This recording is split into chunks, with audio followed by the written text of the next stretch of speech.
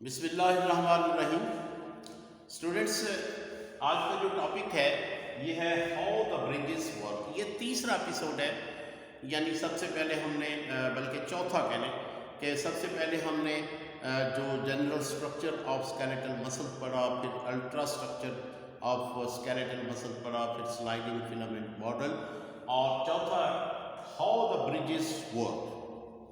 ये जो टॉपिक है मैंने बुक के हिसाब से इसको चंक्स में यानी पार्ट्स में डिवाइड किया है ताकि आपको एक एक पार्ट जो है वो अच्छे तरीके से समझ आ जाए। वैसे तो ये एक ही टॉपिक है, लेकिन ये टॉपिक चूँकि बहुत लेंथी है तो इसको अगर एक ही निशिस्त में पढ़ा जाए तो स्टूडेंट्स के ऊपर बहुत ही बर्डन पड़ता है और वो स्ट्रेस फील करते हैं। इसलिए मैंने इसको छोटे छोटे पार्ट्स में डिवाइड किया है ताकि स्टूडेंट्स इसको ईजीली समझ सकें, आसानी से समझ सकें।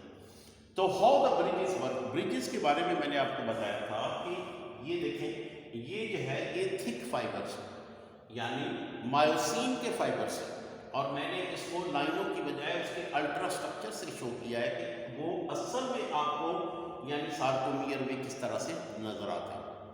और ये जो है ये मैंने लाइट फाइबर्स शो किए हैं और ये लाइट फाइबर्स है। अब स्ट्रक्चर थोड़ा सा इसमें भी अगर आप समझना चाहें तो देखें, ये जो मायोसिन की दो चेन है और ये इसकी टेल है और ये इसके ग्लोबुलर हेड है।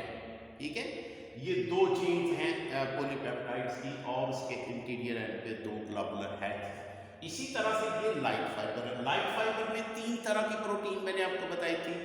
एक तो एक्टिन, जिसके ऊपर ये देखिए ये जो गोल गोल ऊपर जो है ये सुराख से बने हुए हैं, ये दरअसल बाइंडिंग साइट है इसके मायोसिन के और एक्टिन के। एक्टिन और मायोसिन के जो बाइंडिंग साइट है वो ये है, यानी ये जो हेड है ये बाइंड कहाँ करेगा, इन एक्टिव साइट्स के ऊपर जाकर, इन साइट्स के ऊपर, बाइंडिंग साइट्स के ऊपर जाकर ये बाइंड करेगा। और इसके अलावा मैंने कहा था इसमें दूसरी प्रोटीन जो ट्रोपोमाइसिन है वो एक्टिन के ऊपर जो बाइंडिंग साइट है उसको कवर किए रखती है, जैसे टेप होती है, फीता होता है, रिबन होता है, उसको मास्क कर देता है, सुराखों को ढक के रखता है वो।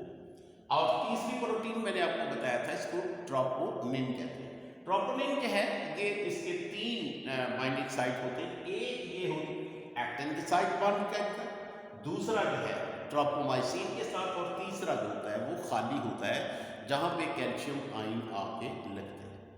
तो जिस वक्त कैल्शियम आयन्स जो हैं वो सार्कोप्लाज्मिक रेटिकुलम से रिलीज होते हैं तो वो जहाँ आके बाइंड होते हैं, यानी जो तीसरा हिस्सा खाली है यहाँ पे कैल्शियम आयन आके बाइंड, जिस वक्त बाइंड करेंगे तो बाइंड करने के बाद ये जो फीता नुमा यानी कि ये जो टेप लाइक स्ट्रक्चर है इस ट्रोपोमाइसिन को ये ऊपर उठा देगा, कैल्शियम आयन इसको ऊपर, जैसे ही ऊपर उठाएगा ये जो इसके बाइंडिंग साइट है ये एक्सपोज हो जाएंगे, यानी नंगे हो जाएंगे, अनकवर हो जाएंगे, एक्सपोज हो जाएंगे।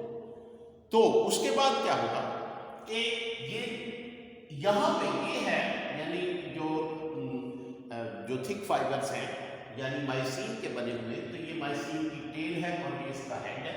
हेड के साथ ही एक साइट है जिसमें एटीपी हाइड्रोलाइज होती है, यानी एटीपी जो मसल सेल के अंदर बहुत ज़्यादा मकदार में मौजूद होती है, क्योंकि इसमें माइटोकॉन्ड्रिया बहुत होते हैं और माइटोकॉन्ड्रिया जो हैं वो एटीपी प्रोड्यूस करते हैं और इस एटीपी से एनर्जी हासिल की जाती है। कैसे कि यहाँ हेड के साथ ही एक एंजाइम होता है जिसको एटीपीएज कहते हैं। एटीपीएज का काम होता है एटीपी को हाइड्रोलाइज करना, उसको ब्रेक डाउन करना और उससे एनर्जी हासिल।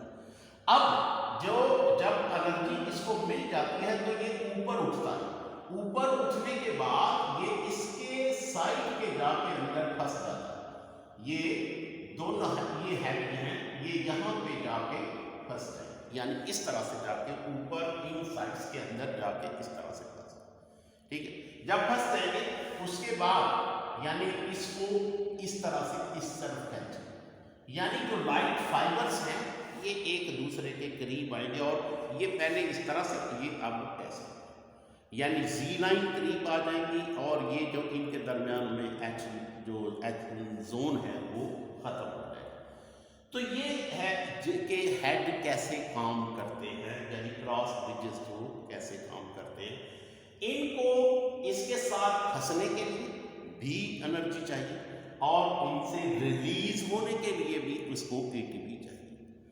और जिस वक्त इंसान की मौत हो जाती है तो उस वक्त इंसान के अंदर कोई एटीपी मौजूद नहीं रहती।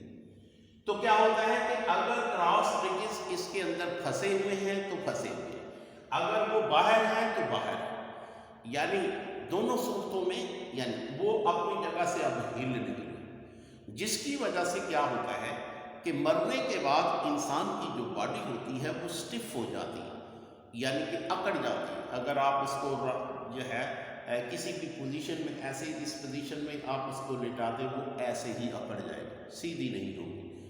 इसको कहते हैं रिगर मॉर्टिस, और ये बहुत ही इंपॉर्टेंट शब्द कहते हैं रिगर मॉर्टिस।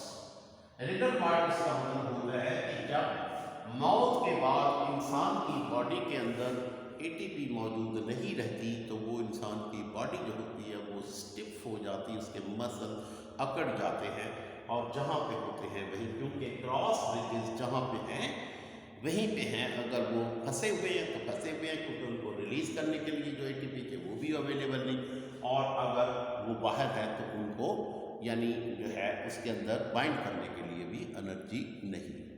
तो दैट वाज द टॉपिक के हाउ ब्रिजेस वर्क। होपफुली आपको अच्छे से समझ आ गई होगी। तो चैनल को सब्सक्राइब करना प्लीज़ मत भूलिएगा। Thank you very much.